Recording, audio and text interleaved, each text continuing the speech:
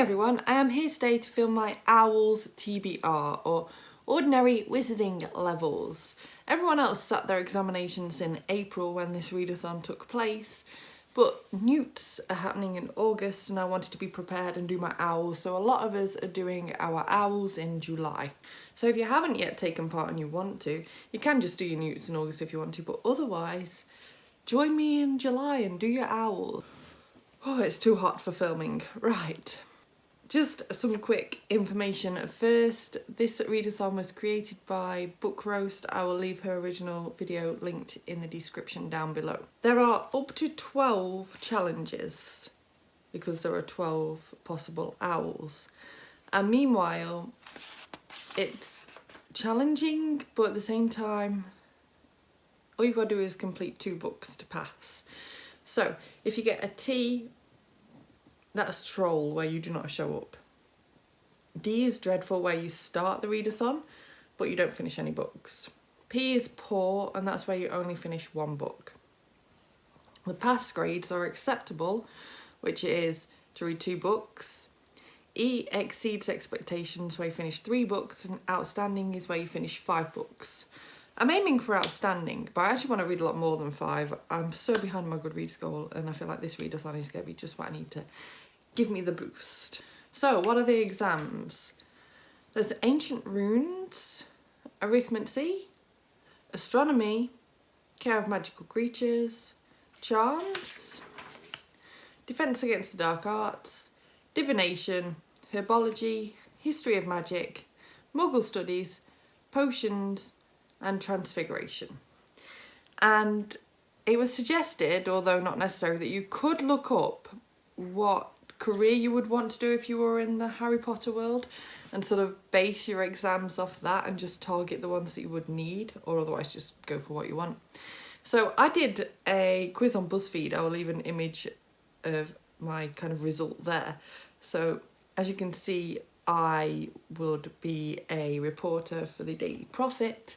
And so I did some more research into this, and it suggested that to do that you would need Charms, History of Magic, Muggle Studies, plus one of your own choice. Not gonna lie, Charms isn't a subject I think I'd be interested in if I was at school. History of Magic is a bit, and Muggle Studies I just feel like is a bit pointless, so again, won't be bothered by that one, but I'm going to keep that in mind during the month because I'm going to be reading these books originally in order of subjects that I want to do. But if I start getting towards the end of the month and I haven't covered one of these yet, I might then jump to it. We'll see. I've put these in order of what I want to read them, in order of sort of what I consider my favourite subjects. And for some of these books, I've struggled a little bit. Like, I've struggled to find books for some of these prompts. They've been quite tricky in some cases because I've been working off my previous TBRs each month that I've put up of books that I haven't yet read because I failed at the TBR. My other criteria was to pick books that I know that I want to read off my shelves, like, because I'm kind of working through those in a certain TBR order too. So that was what I was looking at with this. I have stretched some of these a little bit. They are a slight stretch. Some might say cheating. I think that as long as you are able to justify it, it's all well and good personally.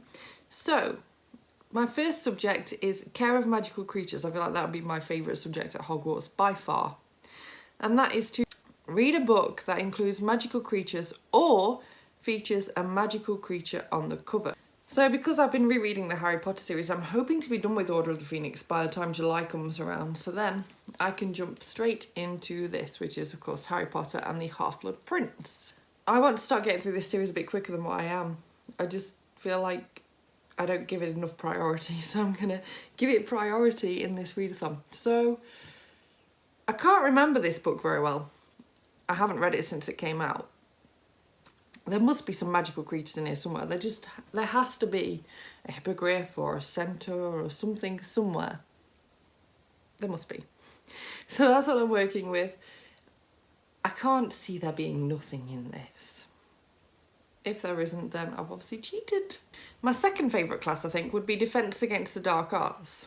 So that one, you need to find a book about or featuring secret societies or clubs. You can see a trend going on here, can't you? So this is Harry Potter and the Deathly Hallows. Order of the Phoenix features in this. They go and pick up Harry at the beginning, so we know that that's a thing. Number 3 is History of Magic, read a historical fiction. For this one, I'm going off my NetGalley TBR from, I want to say May, maybe around April. How far behind am I? I'm not sure. Anyway, this is The Sapphire Widow by Dinah Jeffries. This is a historical fiction set around, and I should have noted this down, maybe around the 1930s, I'm not 100% sure, but somewhere around there. In Ceylon, if I remember correctly, so a little bit different to other stuff that I've picked up.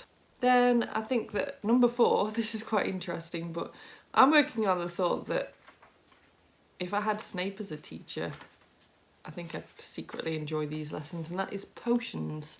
So read a book about or with alchemy.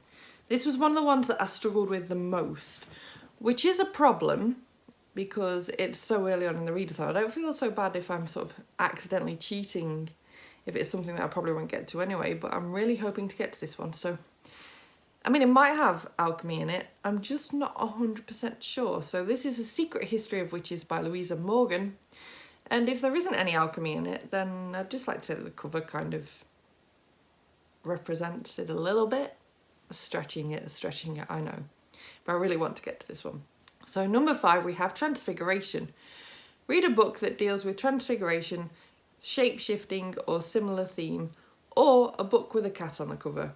And so I was originally thinking about just grabbing sort of one of my kind of childhood books that's got a cat on the cover so I could fly through it really quickly. But I was like, no, I've got a really behind TBR, so just keep looking through the TBR books. And indeed I found Renegades by Marissa Mayer.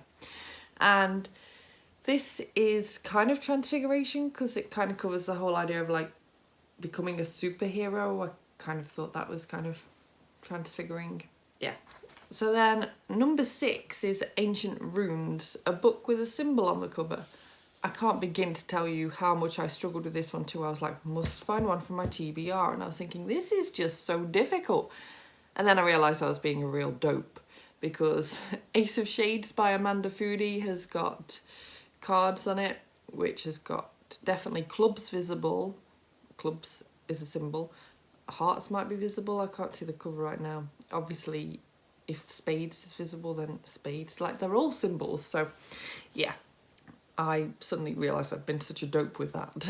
So number 7 is Astronomy, and that is to read a science fiction novel.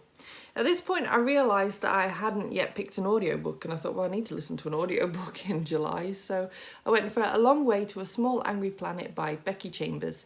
This is a very, very, very popular sci-fi series, and so I kind of thought it was time that I got around to it. I've had the audiobook for ages, so... Then at number 8 we have Charms, which is just to read a fantasy book. I was conscious of how long all the books were that I was picking, so I went and got something a bit smaller, and this is The Tales of Beedle the Bard, with additional notes by Professor Albus Dumbledore. So this is fantasy at its most. Richly diverse fairy tales with its own magical character. You don't get much more fictional, you don't get much more fantastical than a book like this, I don't think. And it's nice and short too, so I'll actually feel like I'm getting somewhere with something. So at number 9 we've got Muggle Studies, and despite the fact that I don't feel like this is a subject that I particularly care about, I am really bothered about the book, so that is something. So you need to read a Muggle non-fiction book. And so I've picked The Stranger on the Bridge by Johnny Benjamin. I got this on NetGalley quite a while ago, and it's about a guy, it's like his memoir of when he was like going through, I think it was like depression and suicide, and someone talked him down from killing himself basically. And I've been really excited to read this anyway, and then Kath over at Kath Elizabeth Reads read this and reviewed it and got me even more excited for it, and since I've been like, I need to catch up on my TBR and read this. So yeah, here's my chance. At number 10 we have got Divination, and that is read a book featuring prophecies. I struggled for a bit with this one, and then I stumbled across Dead Girls by Abigail Tartolin, which is on my TBR, and that one has got prophecies from a Ouija board experience. So I was like, perfect. Going a little bit out of the box there, but totally still within the boundaries. So number 11 I've got Herbology, and that is to read a book with a nature-related word in the title. This one took me longer to find one than it should have done, but in the end I found one that I'm actually really happy with, so I got The Stormkeeper's Island by Catherine Doyle. My nature-related word being a storm, of course. And number 12 is, of course, the one related to numbers, because I hated maths at school, so it makes sense that I would have hated arithmetic at Hogwarts, and that is read a book with a number on the cover or in the title. So I found another one off my TBR, nice and easy for this one, and that is The Family at Number 13 by S.D. Monaghan. And that brings me to the end of my TBR. Of course, I don't expect to read all of these in July. It would be amazing if I did, because it would be my best reading month of the year by miles. So it's probably not going to happen. So like I said, I've sort of gone through with you in the order that I would have liked the subjects, but that doesn't always represent the order that I like the books the most. Plus, as I mentioned, I might jump charms and muggle studies if I realise that I'm not going to get to them otherwise.